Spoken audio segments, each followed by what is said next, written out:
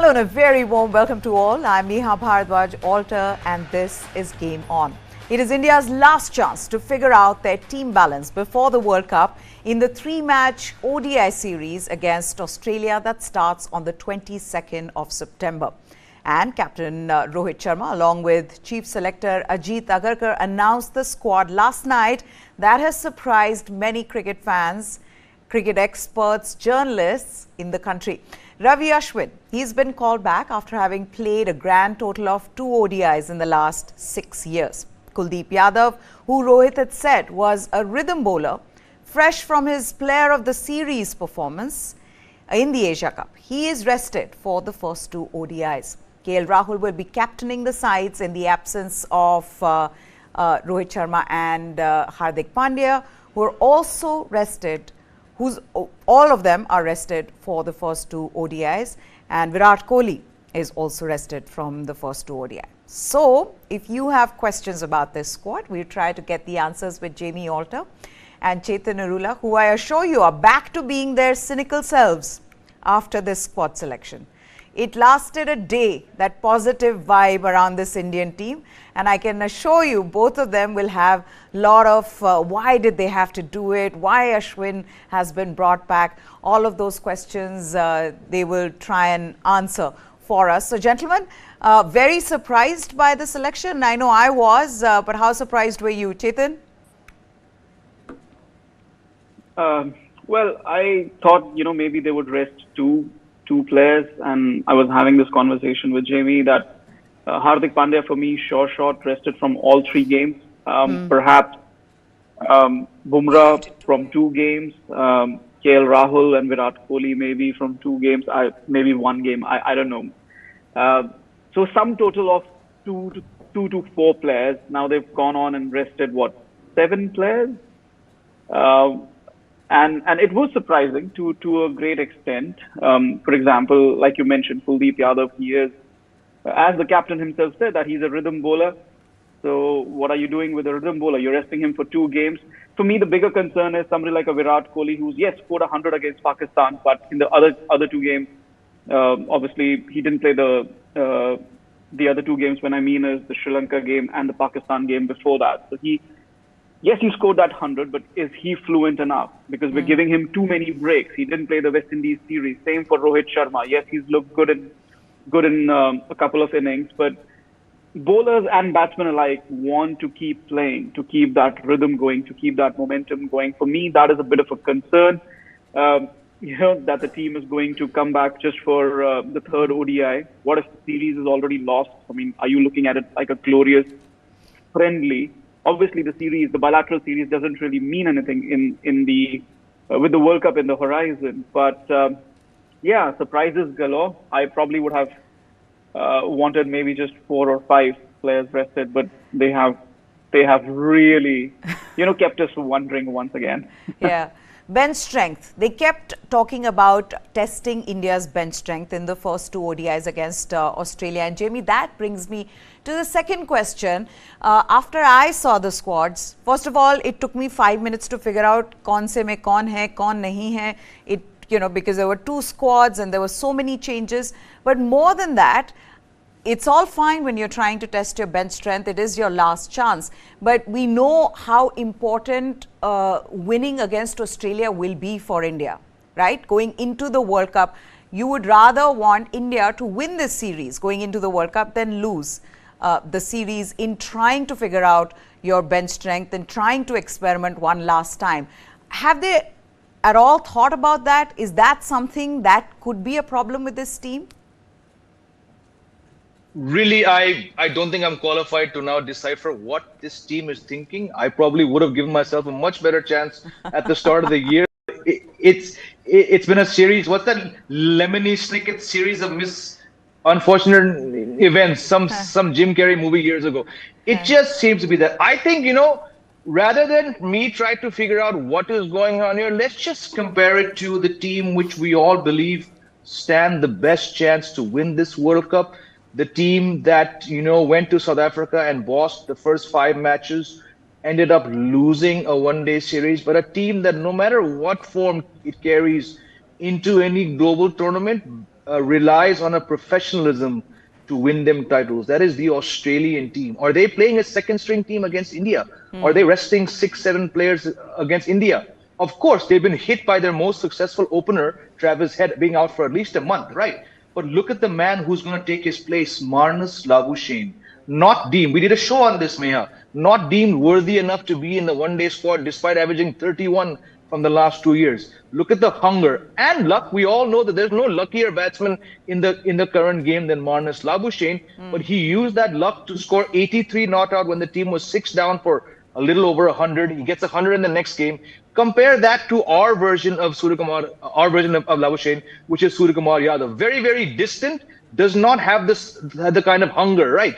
Now you've rested certain players because you want to see, and again, I'm just taking one name, but it's a very important name, whether Suryakumar Yadav can, in the probably 2 matches he gets in the World Cup, when someone is rested, can he stand up? So you use the term bench strength, right?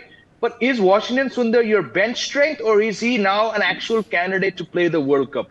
Is Prasidh Krishna bench strength, or is he going to be part of your 18? Is Ashwin bench strength? I don't believe so. So once again, like you rightly said, Meha, a day of positives, and the next day we're all like, what is going on? So I really don't know what to make of this team. Again, these teams, I just say, because it's 2 teams for 3 ODIs. That in itself sounds weird. What in the world is Rituraj Gaikwad doing here? I really want an answer on that one as well. I'm going to ask you that question. But first, let's give you all the details of this upcoming India-Australia series and the Indian squads for this series. So India is set to go against Australia in a 3-match ODI series that starts on the 22nd of September. The first of these ODIs that starts on 22nd will be played in Mohali. The series is crucial. We know that because it comes just ahead of the ODI World Cup 2023. Knowing how this is the last opportunity the team management has to test their bench strength, Captain Rohit Sharma, Virat Kohli and Hardik Pandya, they've been rested from the first 2 ODIs. In Rohit's absence, Rahul, he will lead the team. So there, first take a look at the 3 ODIs, the dates and the venues. So the 3rd ODI will be played in Rajkot. The second one is in Indore. So first in Mohali on 22nd of September. The second ODI will be played in Indore on 24th of September. And then 27th is the 3rd and the final ODI that's in Rajkot. Now, what happened with the squad selection? Coming back to that. In Rohit's absence, since Rohit, Virat Kohli, Hardik Pandya, Kuldeep Yadav, all 4 will be rested from the first 2 ODIs. Rahul will lead the team with Ravindra Jadeja as his deputy. The biggest headline from that selection was the return of Ravichandran Ashwin, who last played an ODI in 2022. Jamie has some very strong views on this one. Ashwin and Washington Sundar are part of the squad because of Akshar Patel's injury, but Ashwin being back in the ODI mix means there is a chance he might be added to that World Cup squad in case Akshar is not fit. These are changes in the first 2 ODIs. Look at that. Ashwin last played an ODI, I think 18 months ago. He got just 1 wicket in 2 ODIs versus South Africa. So yes, this was in January 2022. And before that, he last played was in 2017. So it was 2017 he played an ODI or played ODIs then.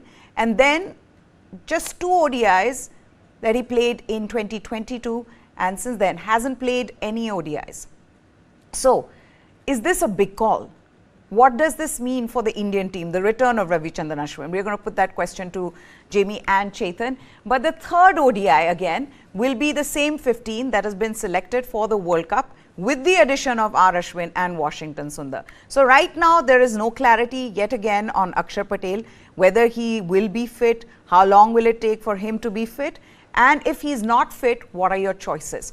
And that is the big question now. Guys, the return of Ravichandran Ashwin, shocking as it may be, you know, the people have polarizing views on this. Some believe that that's a very smart choice to bring him back, given that he, you know, the experience he has, the you know, Indian conditions that he can make use of. He's sharp, he's got the guile. He knows exactly what to do against, teams like Australia, teams like England. But the other side of it is, boss, he was never in your ODI plans. Why have you suddenly brought him in? What is this fear of failure? Jamie, you want to take that up first. Why do you think Ravichandran Ashwin's made a comeback, and do you think his return is right? Okay, so here's the thing, and I know Chetan has similar views. So whenever he gives his turn, there's one thing which I hope he says, because I heard it from him yesterday, which will be very, very revealing. First of all, this is not a slight, this is not belittling what Ravichandran Ashwin brings to any team, be it a domestic team, be it a T20 franchise, be it any form of international cricket for his country. He brings a smart acumen, he brings a street smartness, he brings a lot of skill. But here is my problem with this. Okay, actually, I want to rephrase that. Am I surprised? No, I'm not surprised, because like we've all been discussing, this team is prone to making some strange calls. Now, you talk about experience. There is no doubt that it is that experience that the Indian team now suddenly puts a price on, has value, right? But my point is, when, like your stats team said, when you play 2 ODIs in the last 6 years, that to my mind, and this is just my view here, half of your experience that you're claiming to have goes out the window only because you're not in tune, in sync with this game. Yes, Ashwin is a master technician. When he's on his day, it's fantastic. I just feel if you have genuine designs on winning a World Cup, your squad should be made up of people who are at least regularly playing that format. And I do not want to be told that he has outstanding numbers in the IPL, because Ravichandran Ashwin is bowling 4 overs across 2 spells. It is not the same as bowling 10 overs across 2 spells, sometimes bowling 7, 8. Again, I'm not slighting what he offers this team, but to my mind, it is very, very surprising that that's same experience which you turned your back on, and Chetan will add more on that, what I mean by turn your back. Suddenly, you're valuing 2 ODIs in 6 years, and you're labeling the word experience to that. Yeah. Ashwin, there perhaps is no more slighted, no more wronged modern day cricketer than Ashwin. You made the mistake, I think, of discarding him after 2 bad matches back in 2017. You have not respected his skill. That's why for 6 consecutive test matches in England, he's not played. That's a good argument. But right now, to recall that person who you turned your back on because suddenly you value experience and you value an off spinner. If it's the latter, you value an off spinner, well, then you have a very young off spinner called Washington Sundar, who's played 15 ODIs in the last 18 months, whose numbers are not great, but like Ashwin, and here's my point, Maya, Ashwin and Sundar are never going to run through teams. They're not going to do Kuldeep Yadav 4 for 20s, 5 for 20s, or Mohammad Siraj. They're going to, on a good day, give you 2 for 33. And given that, I don't see a massive difference in the two. Because to my mind, Washington Sundar's 15 matches in the last 18 months, allied with his batting, being a left-hander, slightly better fielder, injury prone, oh, of course. But right now, 2 ODIs in 6 years to 15 ODIs in 16 months, which in a very basic format, they're going to bowl the same thing. For me, if you want that off spinner, by all means, go for Washington Sundar. But I do believe that there has to be some logic behind it. I mean, they're all sitting and figuring this out. They want to win the World Cup just as much as the fans want them to. This is what Rohit Sharma had to say in the press conference about Ravichandran Ashwin. And he says, with guys like Ravichandran Ashwin, game time and time on the ground is not so much of a concern, which is why we thought if he is an option for us, we need to get him in. With the kind of experience he has, for guys like him, it's all in the head more than the body. I thought getting him in could give a chance to understand where he's at, how his body is and stuff like that. Games against Australia will give us a chance to look at where he is. He's also spoken about how he's playing TNPL. You know, he's played test matches. So, you know, fitness is not a concern.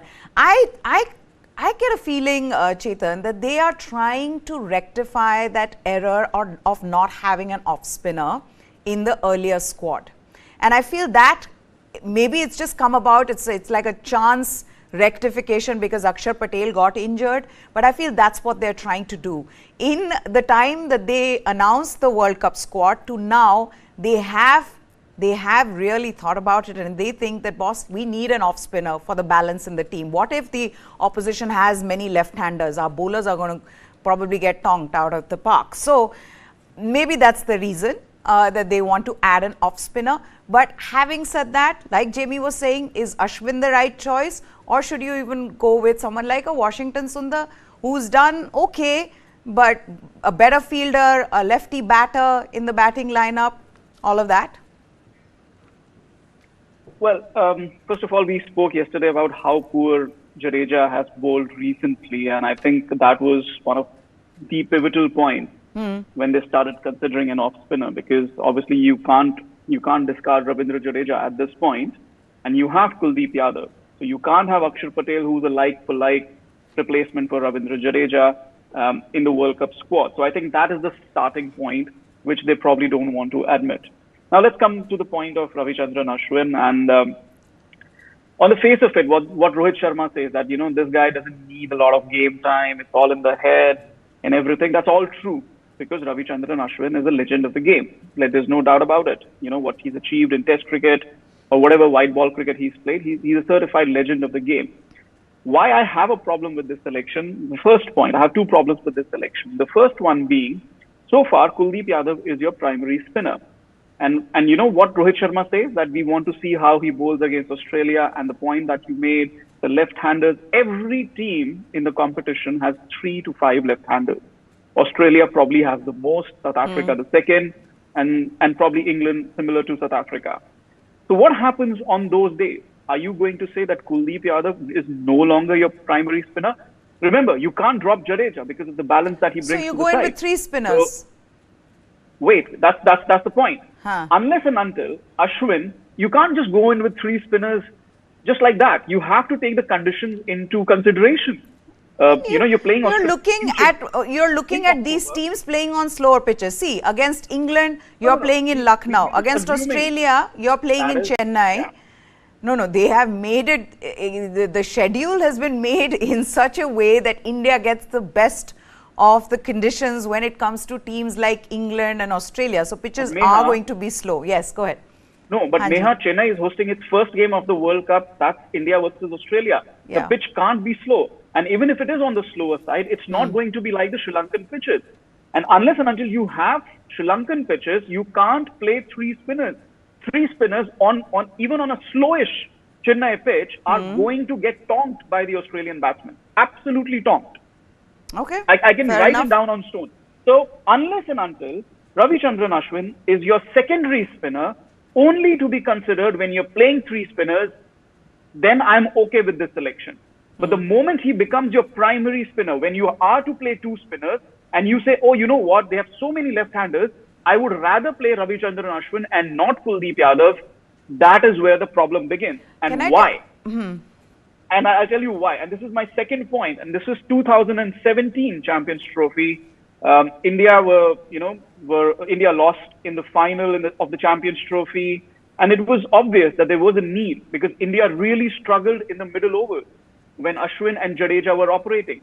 And the need, that is where Kulcha first came into prominence. We went to Sri Lanka. We started planning for the 2019 ODI World Cup. That's where the 2 wrist spinner theory came in. And I had a conversation with the chief of selectors, NSK Prasad, then. And he categorically said, you cannot have Ashwin and Jadeja in ODI cricket together anymore. It just doesn't work. That was 6 years ago. In 2023, we are headed in the same direction. It just underlines, it absolutely underlines that from one selection committee to the last selection committee, which was an absolutely, embarrassing selection committee. There is no chain of thought, no continuity of planning, no strategic planning. In 2023, if you're going again, and in some matches, like I said, if you pick Ashwin for the World Cup, there is going to be a chance where he and Jadeja are going to be your spinners and not Kuldeep Yadav. Kuldeep Yadav is one match, one hammering away from losing I was going to, absolutely, which was going to be my next question, that aren't you putting too much pressure on Kuldeep Yadav? 2 bad matches, and we've seen what happens to Kuldeep Yadav. I mean, 2021, great example there in the way Kuldeep Yadav, everybody had found out how he was bowling. He'd suddenly gotten very quick. He, had lost all the confidence that that he needed, and that's why I'm saying, does the pressure on Kuldeep Yadav, Jamie, becomes less when you have a Ravichandran Ashwin as well, who is going to give you that support in the middle overs? In theory, yes. Okay. Now, I think what we're alluding to here is that we have someone who's perhaps unstable after one or two bad matches. Okay. Now, to his credit, I think he's overcome that tremendously. And yes, having the faith of your captain, like we discussed, Kuldeep operates much, much better when he has a captain who backs him, which is why you go back to how poorly Dinesh Karthik handled him at KKR. And how for a brief while Virat Kohli lost faith in him after one bad match in the World Cup. Now you finally got this guy in a very good space. You left him out of your final league match against Bangladesh in Asia Cup, a strange one we discussed. Now you rested him for these 3 matches and you're saying we don't want to expose him. He's not Dinut Welelage, who's 20, who's just come out of some magical spin bowling factory that Sri Lanka has. He's India's leading spin bowler for 2 years. He's played almost every single team. What? No, hang on. Just one second. I just need to put his quote. Let's put that quote. Jamie said what he's saying, don't want to expose Kuldeep Yadav. This is what Rohit Sharma had to say. This is what he said. Continue, Jamie, continue. I'm saying, what are you exposing him to? A gamma ray? Kryptonite? I have this guy down as the leading wicket taker of the World Cup, and you're saying that you're going to expose him. If you are playing Australia in the first match, let this guy, who I agree with Chetan, is a bit susceptible after a tonking, let him get a feel of Australia, right? Or are you admitting that yaar nahi ho sake Stoinis or Green ne usko pehla match mein thok diya, then our first spinner is gone. Either way, it's flawed thinking, right? Chetan started his discussion argument by saying that now they're now realizing perhaps they need an off spinner. ये तो हम 6 महीने से बोल रहे हैं. Are they? Whichever angle you choose to look at Indian cricket selections these days, you're going to find enough reason to be like, what in the world is going on? So why you've rested Kuldeep Yadav for 3 matches, and after doing so, why you've given this vague statement? There are reasons. We won't tell you because frankly, you don't matter. There are reasons, but one of them is we don't want to expose him. It just gets bizarre by the day. This is what he has to say, Rohit Sharma. He was asked this about, who are your best possible 15 and how are they picked. He says, we looked at every possible way to get the right players in. Let's put that quote up. There will be players who will be missed out, but this happens at every World Cup. Even if you see right from the beginning, there's always a disappointment. You can only have 15 in the squad. With the talent we have in India, obviously it's hard. This is possibly the best 15 we could get, which is what he said even in that press conference, just before when they were announcing the World Cup squad. But the other quote that makes sense, though I don't know how they're going to plug in that gap, is the aim to have depth in batting. Let's put that quote up. And this is what I'm wondering now, because all other teams seem to have got this part right, whereas India will struggle in this. We need to create that depth in bowling and batting. I don't know when they will create it, because now there is no time. That was lacking in our squad. We wanted to get that batting depth somehow. We saw in the first game at the Asia Cup also, where we fell a little short with the bat at the back end. It shows that how important is the job of 8, 9, 10 and 11.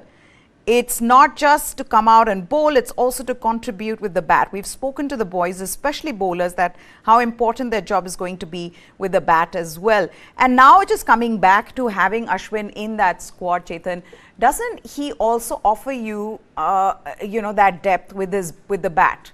I mean, in the slow conditions, I think the only problem here with Ashwin's selection, I don't know, I know you guys have very strong opinions on this, but I genuinely think this could turn out to be a master stroke. The only problem I have with that is, where are you going to hide him in the field?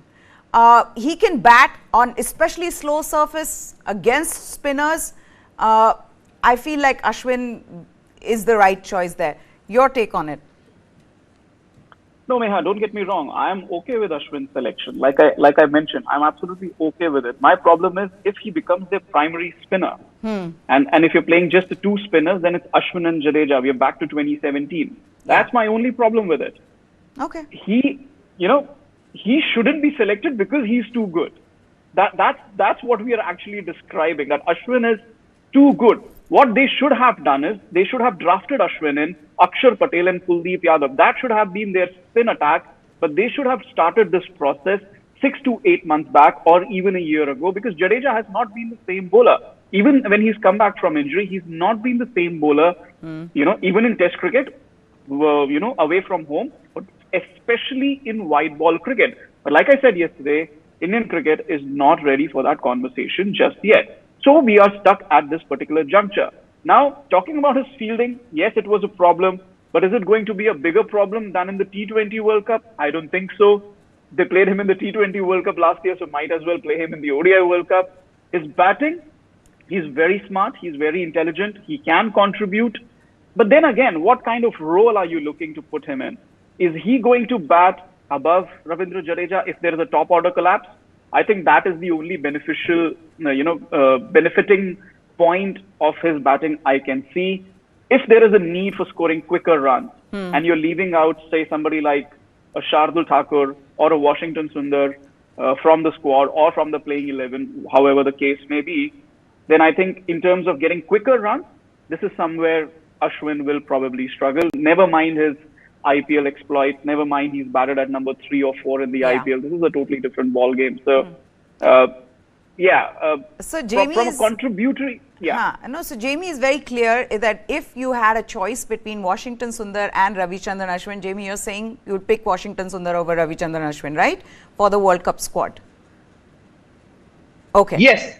Again, they're in no one's wildest fantasies is Washington Sundar's skill at the age of 22, I believe he is, being compared to what Ravichandran Ashwin does, right? But right now, I just don't understand how someone who's been so far out of the picture is now actually potentially looking at making a very surprise call, right? Because Ashwin, of course, he's smarter, he has variations, but in the context of the teams India will be playing against, the conditions, Ashwin on a good day is going to be 10 overs, 1 maiden, 38 for 2.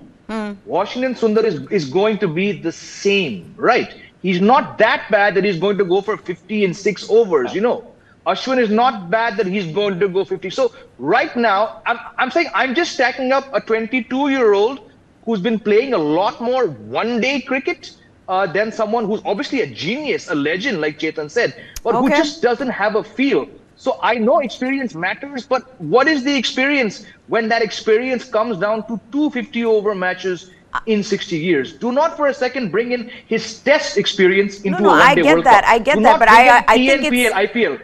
It is the same kind of argument that they give for having Suryakumar Yadav in the squad, that he can turn the match around. I'm not even just talking about the experience, but what we've seen with Ravichandran Ashwin is that he's more likely to turn a match around. He could be a match winner than Washington Sundar. Okay, guys, we've spent enough time on this. Let's move on. Yes, Ajit Agarkar was asked this question. Why is it that you're resting Rohit Sharma? Why is it that you're resting Virat Kohli? And he said, well, sometimes it's not physical break, but you need mental break. Are they right in resting these top guys in a series like this just before the World Cup? Because, rhythm is one thing, winning is one thing, being together, playing, being in the team, playing together is one thing. These are all important aspects of wanting to go into the World Cup with that, what do you call that, bonding, that winning feeling. So, right in resting them, Chetan, or they should have played? It's not an easy answer, this. I mean, the logic that Ajit Agarkar gave is actually right. It's going to be a huge tournament, a lot of pressure, a lot of expectations, especially on these two batsmen. Rohit Sharma and Virat Kohli, if they don't fire, India is nowhere near winning the trophy. Let's be very, let's be very open about it. Let's be very honest about it. If these two don't score big runs, India doesn't win the World Cup. What I would have personally liked was for Rohit Sharma to probably miss the first game and then come back for the last 2 games, and then Virat Kohli to miss 1 game perhaps, or miss the first 2 games, which is what is happening. I'm not very sure if missing 2 out of 3 games like I said, what if Australia has already won the first two games? Then what are you playing for? Then you just it's a glorified practice match, really. So with Virat Kohli and Rohit Sharma there, the feeling of competitiveness would probably still be maintained, which is what I would have liked to see. So yeah, in that sense, I would have thought, at least play two games each. So you have to kind of create a balance. I don't think they have been able to create a balance, but the reasoning that they have given is actually a proper reasoning. But I just don't think that they have been able to create a competitive balance while giving rest to these two important batsmen in the context of the series and then the bigger picture of the World Cup. What this also does is confuses Ishan Kishan further, Jamie. Is he your third opener? Is he your middle order replacement? What is going on with Ishan Kishan? Where is he going to play in the first two ODIs? Looks like most likely he will at least start by opening, because if you suddenly open with Ruturaj Gaikwad, then I don't even have an answer to that. Look, it's unfortunate because we've discussed Ishan Kishan, how initially he wouldn't have been around had Pant been injured, but given chances, he's got the numbers. All said and done, he got you a double century, the fastest men's double century. More than that, it's the 350s in that low-scoring West Indies series and that exceptional 80, 81, 82 he got against Pakistan. I think those four matches showed, that yes, he will struggle. Yes, he has dot ball rotation problems. But he's got the stats, he's got the form to say he should be playing. But now with Rohit missing a couple matches, just like the Asia Cup final, we all sat on this very show saying, what is Ishan Kishan doing opening, even though the target is just 51 runs, So that, to my mind, it says that he's going to open along with Gill, and once the big guns come back, he'll probably sit out, which is another just bizarre rotating door policy, which by you, I mean the Indian team seems to attach to very few players, and by his own misfortune or bad luck, Ishan Kishan finds himself always caught up in this revolving door policy. You got to feel bad for him, don't you? Yeah, and I also feel that when Shreyas Iyer comes back, which he will, I think they will try him in these three ODIs. I'm wondering where he is going to play, and whether Ishan Kishan. Whether KL Rahul moves down to number 5 and Ishan Kishan's told you need to sit out because Shreyas Iyer is back, or Shreyas Iyer will just have to wait his chance, but then you can't put him in a World Cup match. How do you see this playing out for the team? Chetan? Ishan Kishan is opening for sure, just because Ajit Agarkar said, he's going to bat in the middle. Ishan Kishan himself said that he's going to bat in the middle, so I'm very sure that he's going to open in the first two ODIs. And then Ruturaj Gaikwad is flying to China without, by just after sitting on the bench. So that's I just laughed out loud when they did this last night. I was just laughing so hard. Look, I think all the batsmen who are in the World Cup squad will play for sure. I think Shubman Gill, Ishan Kishan, KL Rahul, Shreyas Iyer, Suryakumar Yadav, all of them are going to play. I think even Tilak Verma is going to play. So I am not sure what Ruturaj Gaikwad is doing there. But I think Tilak Verma is also going to play because if Shreyas Iyer doesn't get fit enough or gets injured, or anybody gets injured, anybody in the middle order gets injured, anybody who's not a keeper batsman gets injured during the World Cup, then you have to call up Tilak Verma. You're not going to call up Ruturaj Gaikwad. So I just don't understand why would you give game time to Ruturaj Gaikwad even if Rohit Sharma is not there, because clearly Ishan Kishan is your designated third choice opener if the situation arises, which it needlessly arose in the Asia Cup final. So I don't understand how Rohit Sharma and Ajit Agarkar and Rahul Dravid are not on the same page there. I'm not surprised, but I just don't understand how. I don't know why you don't understand. You've been told so many times that everybody should be ready to bat at any position. That's how we create this team. That's what Rohit Sharma expects from this team. That किसको जहाँ भेजेगा वहाँ पे आपको batting करने का. It's just so bizarre. He did it, it's just so everybody else needs to do it. It's so bizarre. It's absolutely bizarre. I mean, yes, you needed an extra batsman in there. Then might as well. Yes, I'm going to say this now. Might as well play Sanju Samson instead of Ruturaj Gaikwad, because if you need a keeper batsman during the World Cup, you will have to call up Sanju Samson. You can only call up two batsmen during the World Cup if there is an injury. One is Tilak Verma and one is Sanju Samson. You can't call up Ruturaj Gaikwad because he doesn't have that role to play. So, like I said, I'm just not sure, even at this late stage, how the three most important men in Indian cricket are not on the same page. You guys are thinking too much. And also, you're making us think too much. Also, this is what this is for you guys, for us actually, for me as well. This is what Rohit Sharma had to say about what happens outside. And someone asked him something, and he said, "We don't care about what happens outside. I've said this so many times. Our task is different than thinking about the outside atmosphere and play according to that. All the boys are professionals. They've seen it all. I don't think it makes a huge difference. Don't ask me such questions during the World Cup press conferences. I will not answer such questions. It doesn't make sense for us. Our focus is on something else. We want to stay focused on that particular thing." So don't ask him questions around selection, because I think they've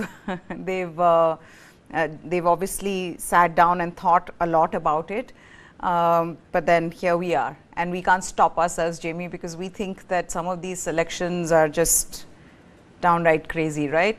Like Chetan was saying about Tilak Verma, and why Ruturaj Gaikwad is there in that team. Why is KL Rahul made the captain?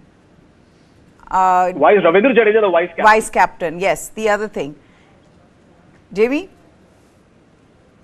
I'm actually glad you answered this, because I've said it before. There is nothing in the two gentlemen's history of professional cricket that shows that they are captaincy material. Let's start with Ravindra Jadeja. The first time he captained was when they gave him the job at CSK, and it got his form so bad that beach mein he said, "Bhai, mujhse na ho payega," right?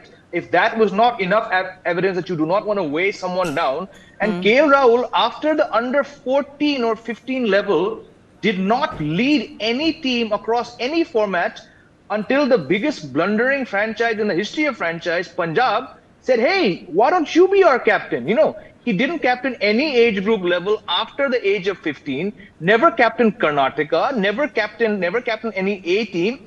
And we saw how his captaincy stint went down with the two different name Punjab franchises. Whoever decided in the Indian think tank to give this poor fellow a leadership role, his job should have been removed like last year when it happened. So why are you, what part of KL Rahul's existence suggests that there's a leader? We know, I put him in that Kuldeep Yadav category of being fragile.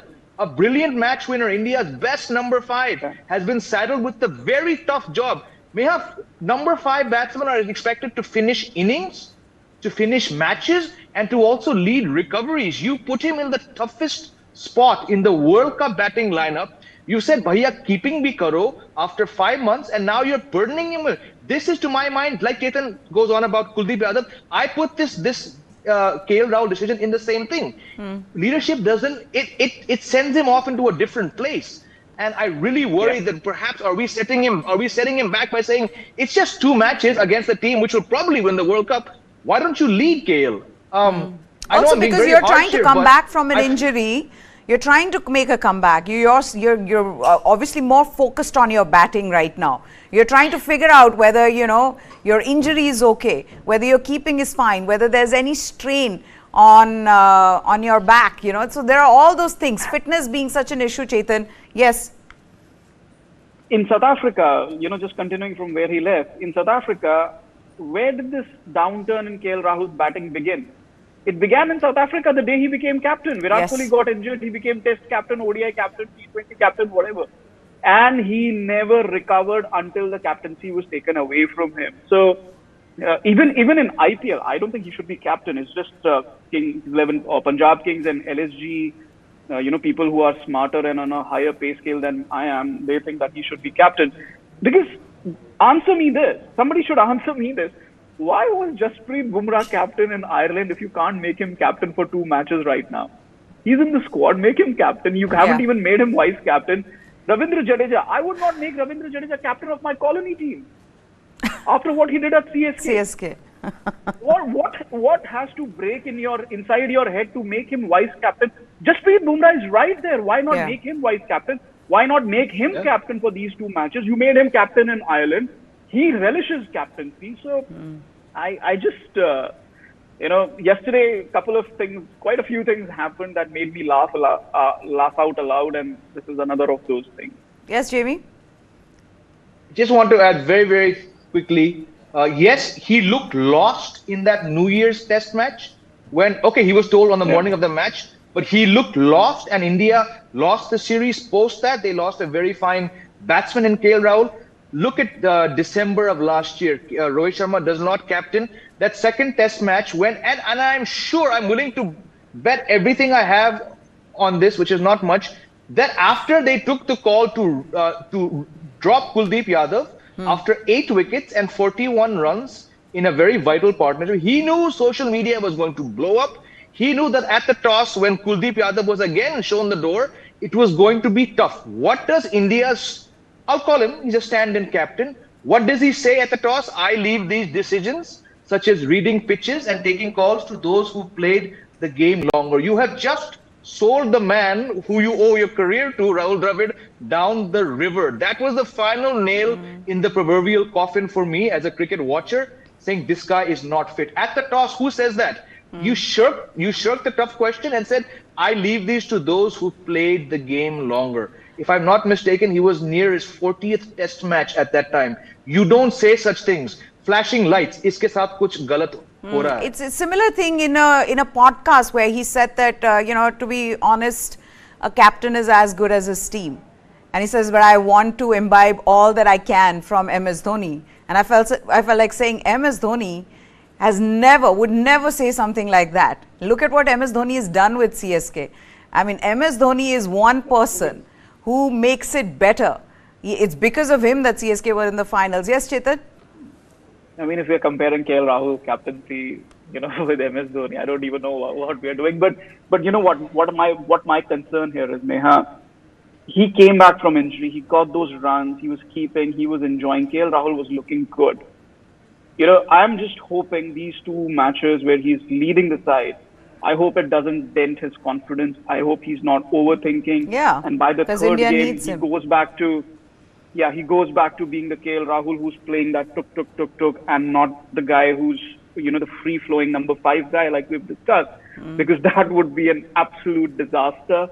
What was it last time? I think in the IPL, they said that every time he scored runs, their team lost because of the strike rate at which he was scoring those runs. Jamie, I'm running out of time. There is another news that we need to get to, which is in a new twist with regards to the World Cup schedule. According to a report in the Indian Express, the World Cup warm-up game between Pakistan and New Zealand on the 29th of September will be played under closed doors. No fans will be present at the Rajiv Gandhi International Stadium in Hyderabad.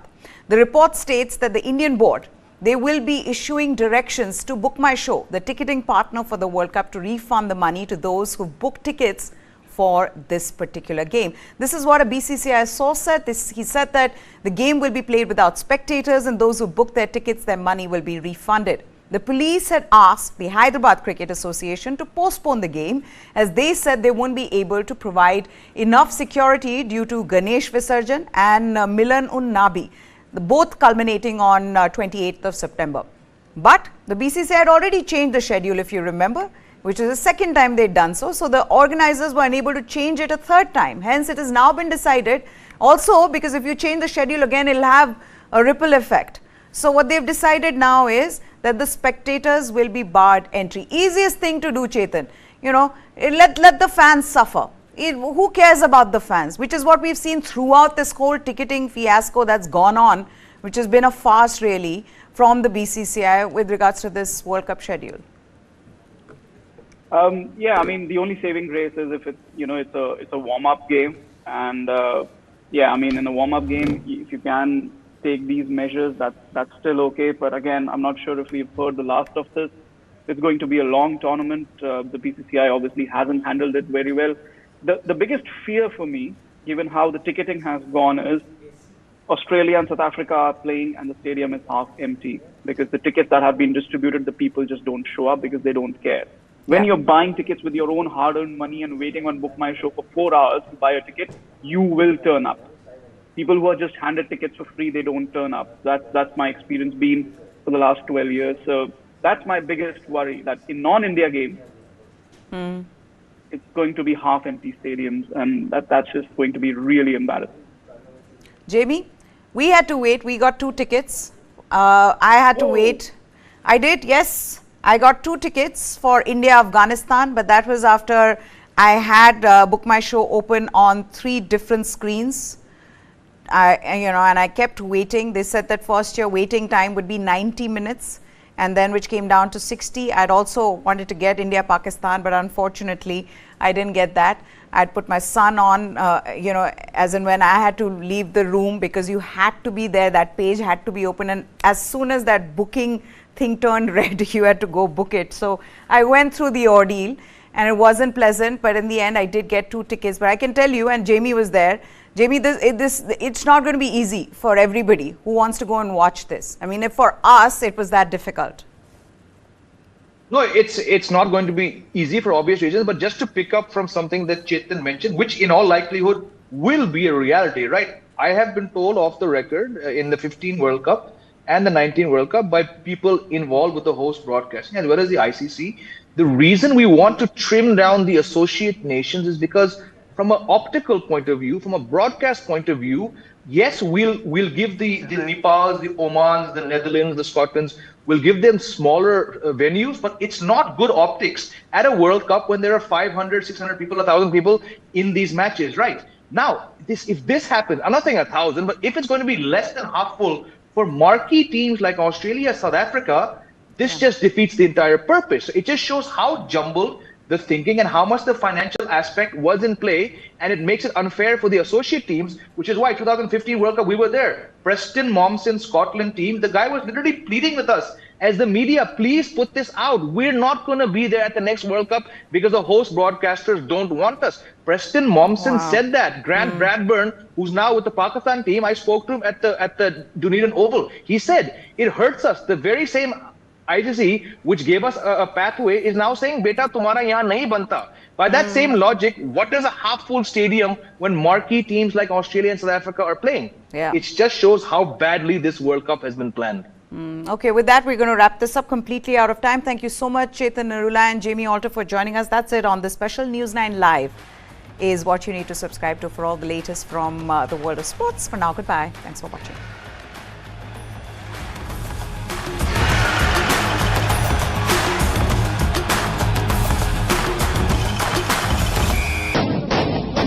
Pakistan is actually genociding Baloch people. So being Baloch is a crime. If you are a Baloch, it means in the eyes of Pakistan, you don't have any right to live.